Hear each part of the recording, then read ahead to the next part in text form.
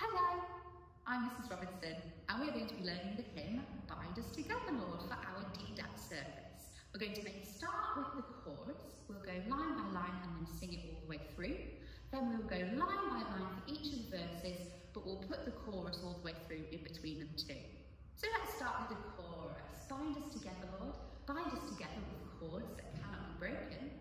Bind us together, Lord. Bind us together. Oh, bind us together with